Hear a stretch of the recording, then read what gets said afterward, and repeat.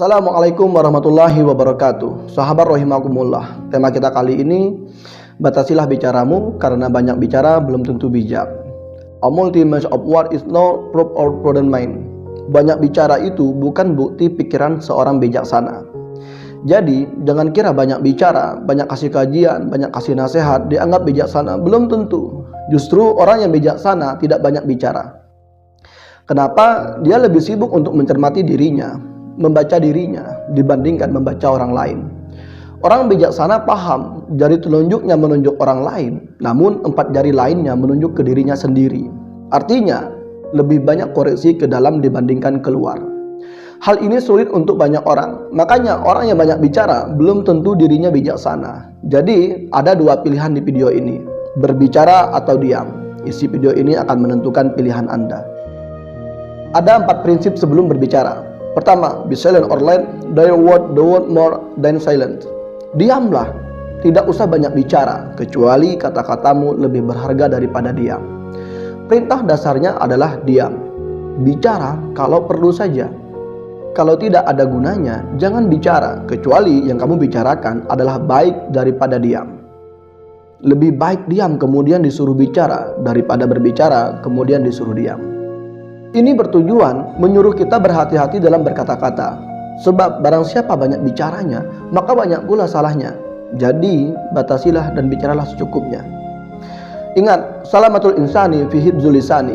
Keselamatan manusia itu terdapat dalam penjagaan lidahnya atau perkataannya. Ini maksudnya, seseorang yang mampu mengendalikan perkataannya akan lebih terjaga keselamatan daripada orang yang banyak omong tanpa kontrol apa yang diobrolkan. Saat kamu harus bicara, bicaralah yang berkualitas, yang baik, yang benar, yang jujur, dan yang bermanfaat. Jika tidak, maka pilihan terbaiknya adalah diam. Dalam hadis riwayat Bukhari, Rasulullah SAW berkata, barang siapa yang beriman kepada Allah Subhanahu wa Ta'ala dan hari akhir, maka hendaklah berkata yang baik, atau kalau tidak, diamlah. Jadi, kalau ada temanmu yang ngomong aneh-aneh, katakan saja, lebih baik diam. 2. Do not say a little in money word but a great deal in view. Jangan mengatakan hal kecil dengan banyak kata, tapi ungkapkanlah hal besar dengan sedikit kata. Jadi jangan asal ngerocos, jangan berlebihan, apalagi sengaja dilebih-lebihkan. Kalau barang kecil butuhnya 1 kata, ya ungkapkan saja dengan 1 kata. Kadang-kadang tidak imbang, demi ingin kelihatan pinter, ingin kelihatan bijak, bicaranya sengaja dipanjang lebar dan ditinggi-tinggikan. Ternyata maknanya sedikit. Ini dikritik oleh Pitagoras.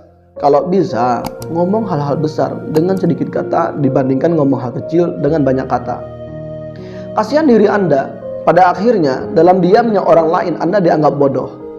Orang bijak mengatakan, cara cerdas menghina orang bodoh adalah menertawakannya dalam diam. Makanya, bijaksana itu paradigmanya pas. Kalau bisa disampaikan dengan setengah jam, ya kenapa harus 1 jam? Bicara secukupnya. Ibarat seorang guru, siswanya sudah gelisah, lah dianya malah nambah-nambah. Sudah bunyi lonceng, lah kok ndak sudah-sudah. Dalam bayangannya, siswanya semangat mendengarkannya, padahal bisa jadi sebaliknya. Semoga hal ini tidak terjadi kepada khotib saat khutbah Jumat.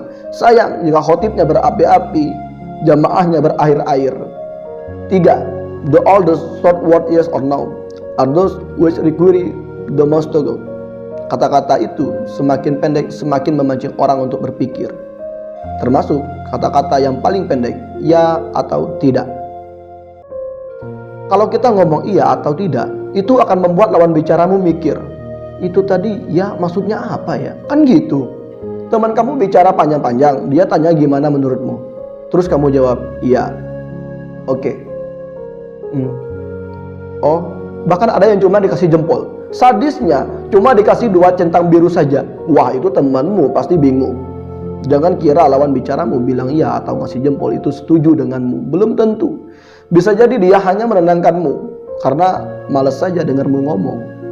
Jadi justru kalimat pendek, kata-kata ringkas, sampai yang paling ringkas seperti yes or no, itu yang lebih merangsang orang untuk berpikir dibandingkan terlalu detail. Jadi latihan berpikir itu tidak mesti dengan boros kata, bisa dengan minim kata, tapi memancing akal untuk mengejar maksudnya. 4. Think before you speak, don't speak before you think. Berpikir sebelum bicara, jangan bicara sebelum berpikir. Ada yang bertanya, kalau mikir dulu baru bicara, kapan bicaranya? Mikir terus. Jawabannya, lebih baik kamu tidak bicara sebelum berpikir. Mikir sebelum bicara membuat dirimu lebih aman dibandingkan sebaliknya. Terlebih saat dirimu sedang emosi. Kamu akan lebih sulit mengontrol lidahmu. Karena orang akan sulit berpikir jernih saat dia sedang emosi. Jaga lisanmu dengan menjaga pikiranmu. Karena yang keluar dari mulutmu menggambarkan isi kepalamu. Muhasibi dalam bukunya Adab Al-Nufus berkomentar, jangan lengah soal lidah. Sebab ia bagaikan seekor hewan buas yang mangsa pertamanya adalah pemiliknya sendiri. Tutuplah pintu omonganmu sekuat-kuatnya. Jangan membukanya kecuali jika harus membukanya. Jika engkau membukanya, maka hati-hatilah. Penuhi kebutuhanmu untuk berbicara sekedarnya saja. Setelah itu tutup lagi. Terlebih saat dirimu marah. Ingat, asratul qadami aslamu min asratil lisani. Terplesetnya kaki lebih aman dari terplesetnya lidah. Dan berhati-hatilah, al-kalamu yanfuzu ma la tanfuzu ibaru. Perkataan itu menembus apa yang tak ditembus oleh jarum. Demikian, subhanakallahumma wa bihamdika asyhadu an la ilaha illa anta astaghfiruka wa atubu ilaik. Wallahu a'lam bishawab. Wassalamualaikum warahmatullahi wabarakatuh.